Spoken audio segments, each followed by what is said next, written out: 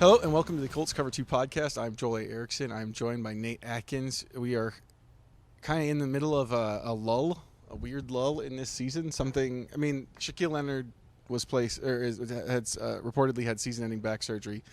That would normally be enormous news. This season, that qualifies as like a fairly relaxed day, considering the last 3 weeks. No one was fired or benched or anything like that yesterday. So a fairly quiet start Sam to Ellinger this was week. benched a couple days ago. That was the latest firing. Yeah, but that was a couple days ago. We've already written about it. We've already talked about it. It's already happened. We didn't have anything on Monday or Tuesday that was They're earth-shattering. just keeping in their quota of one a week because he was the starter for the rest of the year, and now he's not. That was earth-shattering. So we've got it's a little bit quieter the first 2 days of the week. Nate, what's your mascot? Nate Clark pointed this out to me. Nate's been killing me on these. Well, you shamed me too badly the first couple weeks when I didn't have them, so I had to stock up. But we got a little unicorn right here. Where did you get that? I don't have kids, so that's hard to explain why I have this. That's the scary part. And it's not a dog toy, but I'm going to pretend that it is because that would make more sense. It's probably going to be torn up by my dog here soon. But this little unicorn is Jonathan Taylor, who is a unicorn. He's one of one, and he's gone away a lot this year. And remember, there was a podcast I did where I buried a horse in dirt, and that was Jonathan Taylor when he was under piles. I really can't get past why you have this unicorn. Trenches. I need to know, why do you have a unicorn? Because we have a mascot show, and it was very important to be prepared. You have to stay ready so you don't have to get ready. Nate's either making purchases for the podcast, or he's had a stuffed unicorn in his house the whole time. You know what? I'll let the I'm just going to let I'll let the listeners decide which one they think that is. It's hard to explain on the expense reports for work, but we'll worry about that a little bit later. The point is, the horse has come out of the dirt, and he's shown to be a unicorn this week. AFC Offensive Player of the Week, Jonathan Taylor, and I know you love that Offensive Player of the Week award. It's going to be the biggest honor of Jonathan Taylor's career, I'm sure. But it's the dumbest award in football. But it is. Actually, that's not true. The FedEx Ground, the one that everybody votes on. Aaron Brown. Those are the dumbest awards in football. This is the Player of the Week award is the dumbest. It's the dumbest actually NFL sanctioned award. Yeah, it's kind of silly, but it does show. I'm shocked that a Colts offensive player won that with how their offensive line has played this year. But this week they finally did what we. What if I told you they played the 32nd ranked defense at DVOA? I'm still surprised. This week they got the dirt off of the horse. They actually blocked enough to give Jonathan Taylor a chance. Yes, they faced a bad defense, but actually the Raiders are not a terrible run defense. They're terrible against the pass. And really it just showed you what Jonathan Taylor is. And he's still not fully there. He hit 20 miles per hour on that 66-yard touchdown run. That's 2 miles per hour slower than last year, and that's still his fastest of the year and one of the faster in the NFL because that's how high-end his top gear is. And they just had to give him a chance. When they give him a chance, what happens is he goes out and he runs for 147 yards and a touchdown, and it just eased everything back into it. And finally, this is the first week that the Colts looked like they had the model that they promised Matt Ryan. It took half a season. It took a firing of multiple coaches. It took a benching and then bringing him back once he realized it was a bad decision. But finally, they kept Matt Ryan clean, only one quarterback hit and one sack. They run blocked. They let Jonathan Taylor get out there. Jonathan Taylor ends a drive early with a 66-yard touchdown run. And Matt Ryan did not complete a pass of over 15 yards in the air, but finished 21 of 28 for more yards than they had in either of the past two games without him. And so ultimately Jonathan Taylor, the difference that I've always said with him when he can be himself and he has a chance and he can run confidently, he can get to the edge, is that if you block a run for 15 yards, a good cutback, a good vision can maybe get you to 30, 35. Jonathan Taylor has that breakaway speed to then turn it to 65-yard touchdown run. And what that does is it eliminates any need to score and manufacture offense in the red zone when the field gets tight and when this team has such a tendency to turn it over and mess up in the red zone. That was that drive right there, I think. It wasn't the game winner, but it was the one that that was the first time I really thought they were going to win that game, is when they finally got Jonathan Taylor out and free. And they got the unicorn back. And what's amazing is that as bad as this year has seemed from a run game standpoint for Jonathan Taylor, for them overall, he's averaging 4.7 yards a carry, which is obviously below last year, but it's still pretty good and amazing for this line. And he's on pace if he plays the final 9 games to finish with like 1,300 yards, and that's how good he is considering how bad the offensive line has been from the start of the year to now. I'm going to describe this this unicorn for the listeners who can't see it. Number 1, it's stuffed. Yep, that's important. Number 2, it has an earring. Couple earrings, yep. Oh, it's got 2 earrings. Okay, I couldn't see the other one. It's got what appears to be like a really long. Like this is a female unicorn. It appears from the hair. Hey, I don't like assigning gender to it. It's got yellow. It's got yellow either hooves or shoes. I can't tell like what golden it's supposed boots. to be. I think they're more like golden boots. It has a crown, and then the other color on it that's not brown is a like teal question mark. It's got a teal like little a really horn. light, like a dolphin color, like the Miami Dolphins color. And then the other thing about this unicorn that you guys need to know is the tail looks like it's for a beaver. It doesn't look like a horse tail at all. It looks like it's for a beaver. That's true. I've never seen a horse tail quite like that. But you really should have opened this by just saying it was your dog's toy, because it's going to now become the listeners and I are going to wonder a lot, because I don't think you went and purchased that. I don't know where you would have found that. You forget I do have kids. I'm buying toys a lot right now. Yeah, and that's why this always was an unfair battle, is that you started this mascot thing and shame me when you're bringing in kids' toys. Like I had something to just easily go and match that with. So I go out and I be creative, and you're giving me crap for it. You know what? This is – I'm proud of this purchase, actually. I've had way worse purchases than this little unicorn. The question is when you made the purchase. That's what concerns the listeners and me. It wasn't this week, I'll tell you that. There it is. There it is. We got it out of him. I actually purchased it back when I buried the horse in dirt, because I wanted to connect these things. When the horse comes out of dirt. That was actually the other thing I was going to point out, is that when you buried the horse in dirt, the horse's head was still out of the dirt and there was no horn on it. True. So the Jonathan Taylor horse also. But Jonathan Taylor wasn't the unicorn back then. His ankle was hurt. He wasn't running confidently. He wasn't playing well. Now he's back to unicorn level, and who knows? Maybe that's the power of Jeff Saturday. Maybe he brought the unicorn. It's definitely the power of a healthy ankle. They played him 61 snaps. So they must feel pretty good about his ankle. I don't have to do much. I don't have to do much explaining. I will say this: my original idea for a mascot this week was better than the one I actually brought, because I was going to bring in my kid's toy French fries, and for Will Fries, who played well at right guard. He got one chance before in the season, and it must not have gone well because they weren't playing him very much. But he played well, kind of helped solidify the line. Again, we need to see it against a better. But my wife has apparently thrown that away. There was too much food, too much fake food in our house, and I didn't want to go by a restaurant and get any fries. It's too early in the morning for that. We're taping this at 10. I just didn't need the smell of fries. So instead, you just got to wait for Wesley French to start playing. Instead, mine is also Jonathan Taylor related, but instead of comparing him to a unicorn that you've owned since you were 6, mine is. I'm gonna assume you've owned that since you were 6. Mine is Superman, which is what Jonathan Taylor looked like last year, and hasn't looked like much this year because his ankle has been afflicted by kryptonite. But that's why it's struggling to stand. Also, I have no problem. Superman is my favorite superhero. I have a part of my desk at home that's a little bit like Jerry Seinfeld's shelves.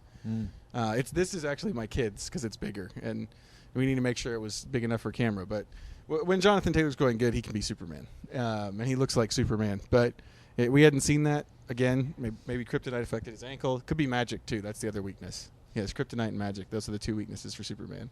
But it's also going to matter this week, because if you look at the Eagles' defensive stats, the Eagles they weren't super susceptible to the run on Monday night. I was flying back. I didn't see most of that game. I know Washington ran it a ton, but not very effectively. It was like 3 yards a carry on 49 carries. But over the a lot of yards after contact. Over the course of the season, Philadelphia has been much more susceptible to the run than the pass.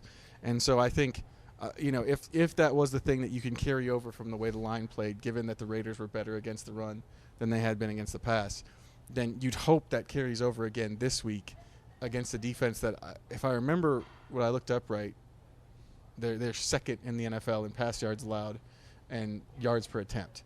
And they've got a ton of interceptions, a ton of sacks. Their sacks are kind of inflated by a 9-sack game against Carson Wentz and a 6-sack game against somebody else, but this is a team that can get after the passer. So you're going to need Superman, I think, if you're going to beat the Eagles, unless you get 4 turnovers like Washington did. Anyway, so I brought in Superman again, favorite superhero. I have no problem with admitting that. I'm fine. It's kind of fitting too, when you said that the mascot you were going to bring in is better than the result. Like, the idea ended up being better than the reality. That's like the story of the Colts offense this year. When they sold Matt Ryan on this offense, the idea was amazing. Offensive line dominating and a healthy Jonathan Taylor and a team that wanted to go all in and get him what he needed. Hasn't come together yet, but this is the closest they've been to it, because Jonathan Taylor does look like Superman. The offensive line is giving him a chance to run in the open field. They're getting the kryptonite away, which is bodies falling on ankles. And, yeah, this could be the start of something, but we'll see, because, yeah, it's a huge, huge difference to go from blocking the Raiders to blocking Jordan Davis and what the Eagles have up front. Jordan Davis is not available. That's the other thing. That's the other reason that I believe he's on IR. Okay. So that's the other reason that you think it's probably a run game, is that the Eagles lost Jordan Davis recently to injury, I believe. And so you'd assume that that's how you're going to do it. We can talk about this. This is probably a good place to start the podcast. Also, I got a shout out to Nate. I think Nate's real superpower isn't the mascots; it's the explanations. It's the explanations and the choreography. That's the real key here, is the execution. And the Colts offense on Sunday, whether it was the Raiders, whether it was that that bringing in Jeff Saturday fixed everything, whatever it ends up being, what we saw on Sunday is what the offense was supposed to look like. It's what the offense was supposed to be this season, where it's balanced. Matt Ryan has time to operate and can be efficient. I think the one play that probably wasn't in there was the 39-yard run by Matt Ryan. I don't think anybody had that in their game plan for the Colts this season. But other than that, the rest of what we saw, I think, was pretty much what the offense was supposed to look like this season, and has been taken away from them by the offensive line. Again, I still want to wait and see. Getting Matt Pryor out of the lineup clearly helped, But again, and I want to bring this up because it's why I'm being a little skeptical and slow playing my belief in the offensive line. He played 12 snaps against New England. I believe they had 6 more sacks. I believe New England had 6 more sacks after he went out of the lineup. So getting Matt Pryor out of the lineup is just as big as everybody says it was. It's not a perfect fix for everything that's gone on with this offensive line. And it's why I want to see how they play against, the Eagles this week. The Steelers, if the Steelers are at full strength with T.J. Watt next week. Like, there's some really good pass rushing. Yeah, they got Micah Parsons, lines. Danielle Hunter, Joey Bosa. Yeah, there's some really good pass rushing defensive lines coming up and defensive stars. We saw that this line can neutralize one star. But there's some deeper defensive lines, deeper pass rushing units coming up. And it looked great for 1 week, but it's against a team that has 10 sacks, which is something like 3 or 4 or 5 fewer than anybody else in the NFL. Before you get too excited about where the offensive line's headed, we got to see them against these better defensive lines. Yeah, and I think another thing that helped this past week was the change at quarterback when it comes to sacks. Is some of those against New England Bill Belichick got in the head of Sam Ehlinger in just his second career start. And by late in that game, he was holding the ball and trying to make things happen that weren't there, and just wasn't trusting any protection, which is kind of how Matt Ryan played early in the year at times, which is why he got sacked and fumbled as much as he did. But something was different this week. I don't know if it was Matt Ryan realizing the moment, the weight he had to get back on the field for the first time in his life, but he was just so quick, and there weren't many plays that were close to being sacks. He didn't really hold the ball a lot.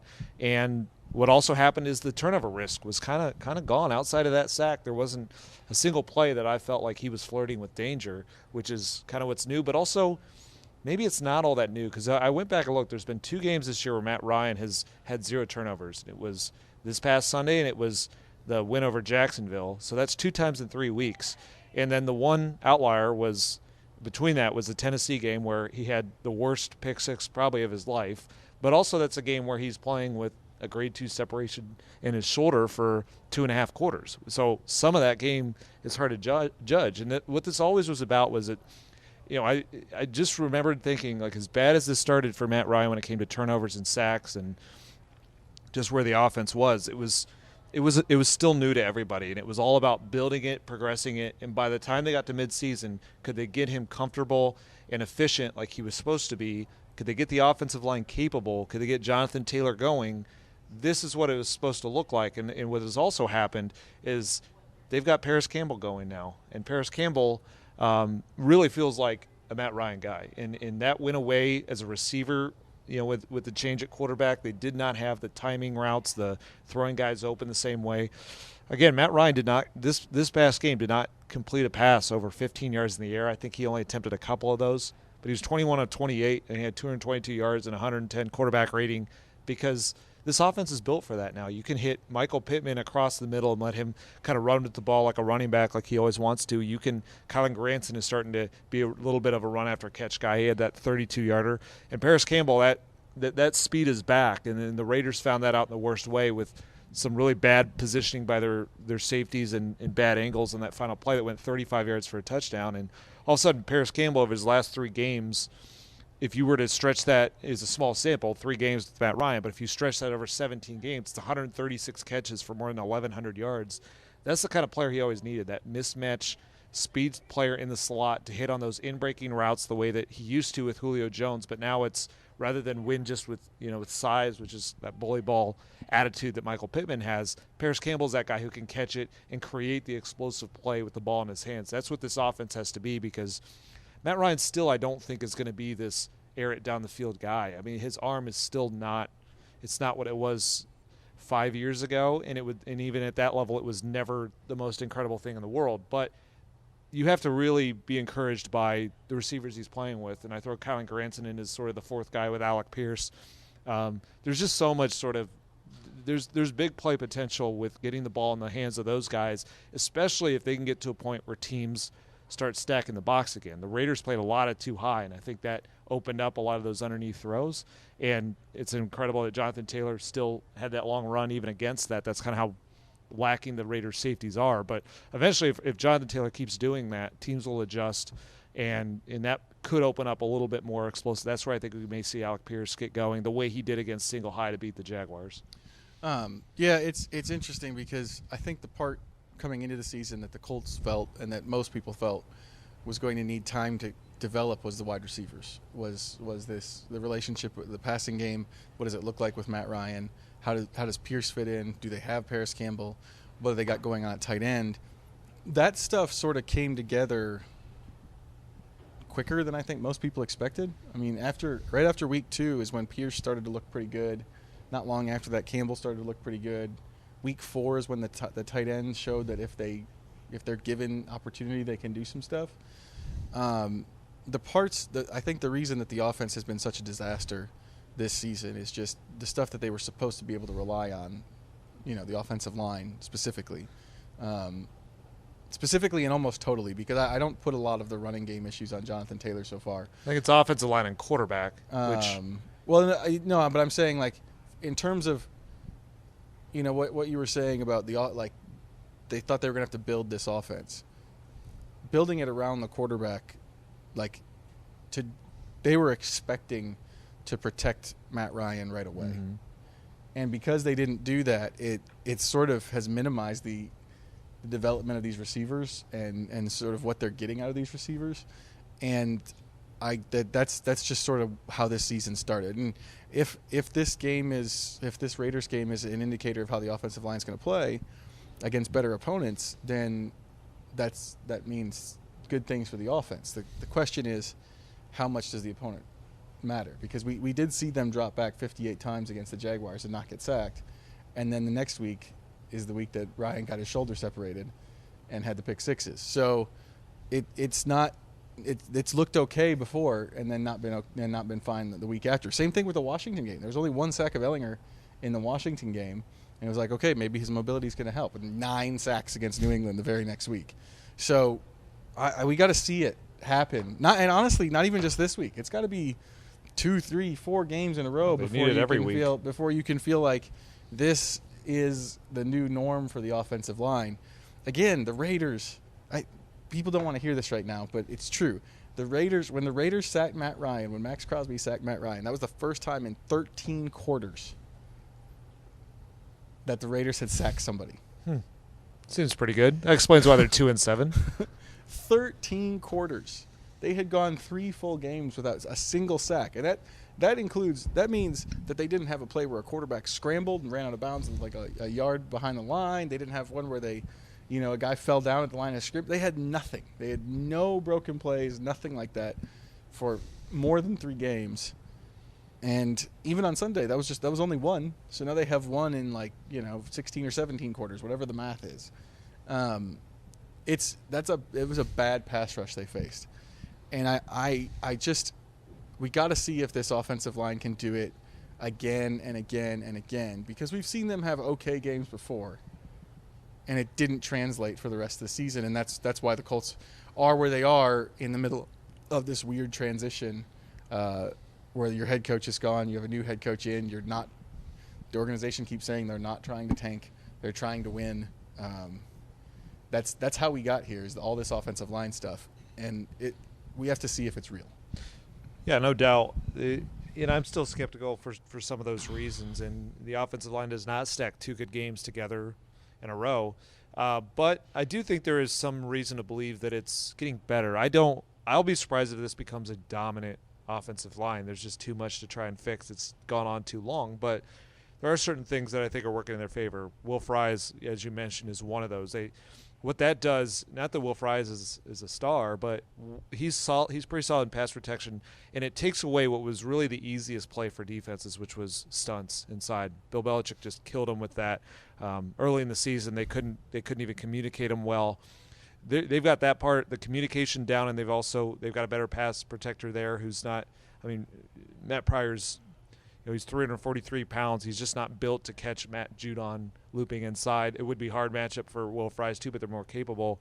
Left tackle, Bernhard Raimann, is more capable than he was first game. I mean, this is supposed to get Raimann, better. I think, maybe is the underplayed story. I like them feeling like they can play him 2 weeks in a row. And I know he felt like, even in that horrible Patriots game for the offensive line, which was just 2 weeks ago. I know right now with the Colts everything ages in dog years, but it was just 2 weeks ago that the Patriots game happened, and Raimann did give up a sack at least one in that game. Age in dog years or unicorn He years? was. I have no idea. I have 3 boys. I know very little about unicorns. I have 0 boys or girls, but I seem to know a lot about unicorns. Yes, many questions.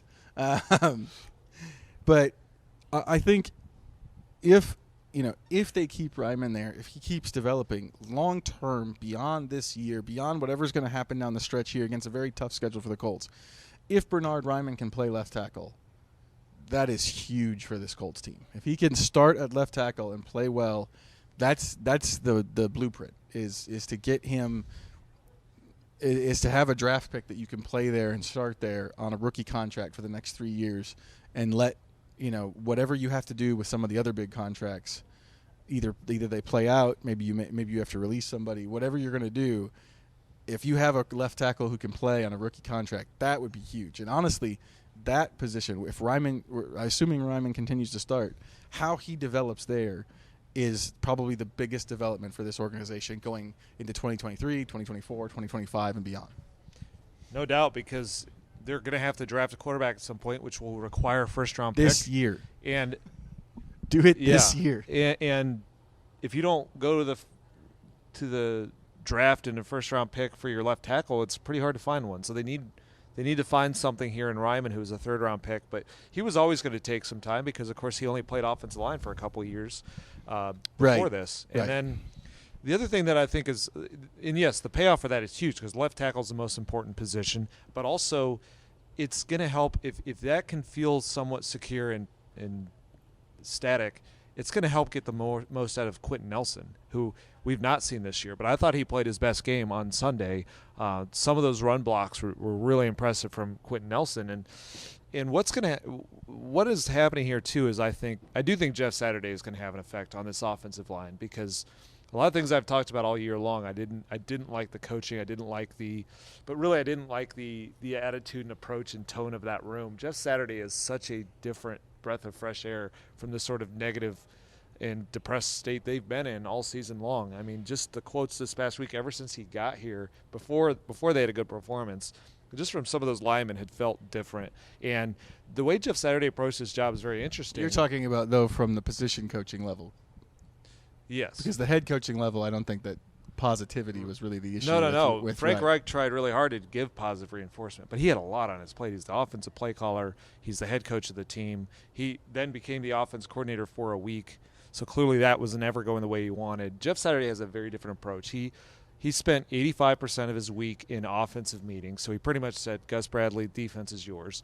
And then during the game, he really just empowered Parks Frazier to be aggressive and be who he is. He was the play caller. So Jeff Saturday is the head coach, but he's down on the field and he's giving such trust to those other coordinators that he has or play callers that he has that he's on the field and he's kind of watching things from a field level the way an offensive line coach would. And they tried to hire as an offensive line coach. They couldn't get him back when they tried in 2019. They tried to get him in some other kind of capacity this year that I'm guessing would have operated with the offensive line, and they couldn't. So now he's here as a head coach, and it's all been packaged weird, and that's where the national outrage has been so big because he went from never doing it to head coach level. But if he's going to have this approach where he's pretty much another offensive line coach who's also managing the game, but really relying on his play callers on the two sides of the ball, but bringing that positive reinforcement and that sort of day-to-day energy. And this is a guy who played 14 years in the league like this. They now have two guys in that offensive line room who've played at a high level, Kevin Mawai and Jeff Saturday, but I think they have very different approaches, which I think can balance each other out pretty well. I do think it'll get better. Again, does this mean that that this line's going to be amazing? I don't know. It's hard to probably not because it's hard to picture. Bernard Ryman's made a lot of strides. Will Fries is better than Matt Pryor. I don't think you could expect either of those to just all of a sudden be stars, but they just need to get it capable because if it's capable, you can let Matt Ryan cook. You can let these receivers make plays with the ball. You can let Jonathan Taylor get healthier and then break plays to the sideline and up and down the field, and they have a defense that can play with an offense. If you can score 25 points, you're going to win more games than you lose, and that's got to be their hope. Yep. Maybe that's what we're seeing. I just need to see it more. I need to see it more. I need to see it, especially against a team like the Eagles that's been so good against the pass. Like, coming into last week, it's just so stark the difference in opponents. They had just gotten crushed by the Patriots defense. The Patriots defense was way up there. It was a top 6 defense in completion percentage allowed, sacks, interceptions. Like they just took away everything. And then they go up against the Raiders, who are like the exact opposite in all that. And so it was reasonable to expect the offense to be better, regardless of who the head coach was, regardless of what was going on. The offense should have been better last week. The Eagles, I think, are a much better indicator because the Eagles have 28 sacks this season. They have a gazillion interceptions. Gardner Johnson has 6 by himself. That's more than the entire Colts team. It's more than the Raiders' entire team. And don't throw a Darius Slay. And their yards per attempt is super minuscule and has been in just about every game. It's been very consistent for Philadelphia in how they've taken away big plays, limited stuff. Former Colts cornerbacks coach Jonathan Gannon is doing a great job there. They're super deep on that side of the ball. It's just a much better test of how much the coaching change and everything else has affected this than the Raiders were. It just is, and I know nobody really wants to hear that, but I can't get it. Like it wasn't like the last two opponents were like the 10th best defense and the 20th best defense, and they were sort of close. It was the top of the league and the very bottom of the league. And that has to end up mattering. You know, like, this is one of the things that, like, you talk about a lot in college is the opponent. Like, you know, you're in the Big Ten, and one week you play Ohio State and you look terrible, and then the next week you play Maryland and you look a lot better. Like, people talk about that all the time in college, about how you can't read too much into that Maryland game. But I mean, I think the margins we had that kind of separation in terms of just what the defenses have been this year from the Patriots to the Raiders. Yeah, I don't know if the margin is quite that big. College is pretty monstrous. Like, you'll have a situation where there's not a single player in Maryland who would even make the two deep on Ohio State. So I don't think it's quite fair. that. But you have a good point. It is different. And there are some other, also, like, they scored 25 points. It was a good offensive game, but, like, let's not act like they went out there and dropped 50 on the Raiders. Well, there were a couple of plays that looked a lot like what plagued the offense before. There was a fumble on the 20-yard line. Like, that's even before like, it was an interesting throw into Kiki Kuti there, but all season long, that for whatever reason, the 20 has been where the ball just pops out of the Colts' hands, and it happened again. And then the long sack that Matt Ryan took, that is also something that had been happening over and over again, and they ended up missing a field goal because of it. So, like, there was some of the bad DNA of the Colts offense was on display. Now, you can look at it two ways. There's two ways to look at it. There's probably three ways to look at it. Well, one way to look at it, the super positive way, is to say that's just remnants. Everything's fixed. It's going to be fine moving forward, and they're just shaking off some of the last vestiges of the horribleness that was here because Reich was here. The super negative way to look at it is it's just a mirage, and that stuff is an indicator. And then in the middle is probably more, well, let's just see. Let's just see once you get away from the opponent and you play 3 or 4 more games, are they still scoring points? Are they getting rid of some of those turnovers? There's a bunch of different ways to look at it. It still is just one game to try to decide whether or not there's been a big change here. Yeah, and I'm certainly in the middle, and I'm pretty sure you are too. And like I've listed a lot of the reasons to be positive. There are also some concerns I have for the offense and the team in general still from that game, which is number one. I've mentioned in the last podcast, but they had everybody out there. Everybody's healthy, and they're about as healthy as they've been. We don't know if they're going to get that. It'd be great if they do, but depth has been a major problem at every position: quarterback, wide receiver.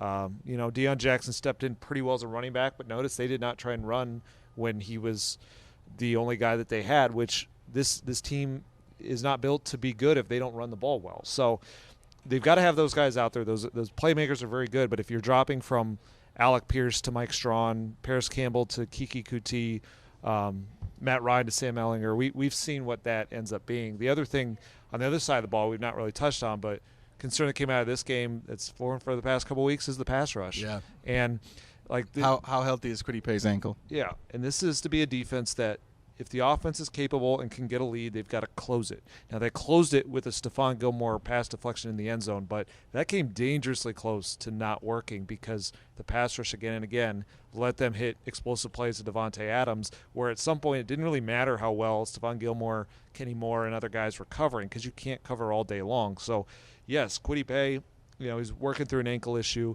They lost Tyquan Lewis. But what they really have to get going is Ngakoue has not been those himself. Two ends. Yannick Ngakoue, who they say is fighting through double teams. I just don't think he's been in the best headspace, but he needs to turn that around a little bit. Yeah, Bradley said he's been he kind of said he's been chipped. Double team might be strong. The guy who's getting double teamed is Buckner. Yeah, for sure. Consistent. No, I'm talking about like what Bradley said. Like, right. He tried to take some off of Ngakoue by saying he's been chipped, but like I watched through the binoculars a lot. Like, I watch the defensive line. The guy who gets double teamed most often is Buckner. Sometimes like every play. Yeah, Ngakoue's not getting double teamed, but he is at a guy who's 232 pounds. Like, chips do start to wear on you a little bit. Yeah, but he's got to play through. Like, he's got to be like if he's going to be that guy, he's got to play through the chip. Yeah, for sure. He's got to play better, and then Dio Dengbo's got to take the leap. Got to take the leap right now because they need it on the other side of that. If that's what's going on, if they're going to chip him and they're going to double team Buckner, that means one-on-one on the other side. That guy's got to win. Kwity Paye was doing it, but he's not out there right, or he's not healthy right now. Tyquan Lewis at times was doing it, and they think Dio is now versatility role-wise fitting into that Tyquan Lewis role, but he's got to play at that level. So, and if he can do and that, when he said that yesterday, I was just thinking about. We're taping this on Wednesday, so we talked to the coordinators on Tuesday. When Bradley said that about if Odangbo's playing the Tyquan role, I was like, well, if Quiddy's out, that means there's a starting defensive end job not filled. And maybe it's a Fadi Odangbo, but who's been okay in spots but not consistent. Like, it's getting thin. And that goes – I mean, I'll just say it so make sure that it's out there. Like, that goes to Chris Ballard, like, not accomplishing his goal on the defensive line. Exactly. The Eagles, when you look at the Eagles, that is what they – like, what the Eagles are on the defensive line is what Ballard has been saying he wants to build. It's super deep. A lot of guys who can play. The Colts are getting super thin, and we're getting super thin on time. Yeah. So we got to get close. And the last thing I'll say on that Clark is stood up from his chair. I knew it was time. I guess my last point on Dio is that they didn't draft him to be the Tyquan Lewis role. They drafted him because they thought he was once healthy. I don't think that's what a first-round pick is. No, they wanted him to play defensive end and defensive tackle and do all that stuff and play, 50-60% of the snaps. That is to some degree what his role was. Like the production, they probably wanted. The production they probably wanted more out of it. But the role and the vision for the role, that's what it was. If he's the role and he's a 12-sack guy, then fine. But that. I feel like the way that they're packaging it right now is hopefully Dio can step up and fill what we lost in Tyquan Lewis. No, he needs to be more than that because that's what they said he was going to be when they said we can't possibly pass on this guy in the second round and we're going to wait for him to recover because he's got that first round, no doubt about it, dominant pass rushing ability. We need to see more of that. He's been fine, but for this to really come together the way they need it to really get this season going, I think he's got to be a dominant player. Colts-Eagles coming up on Sunday. We'll have more from the Cover 2 podcast. We'll have a little bit of a different format, I think, in the First Impressions podcast. I had some ideas. But we'll see how the Colts do against the Eagles, and then we'll see where that takes us. For the Colts Cover 2 podcast, I am Joel Erickson. This has been Nate Atkins.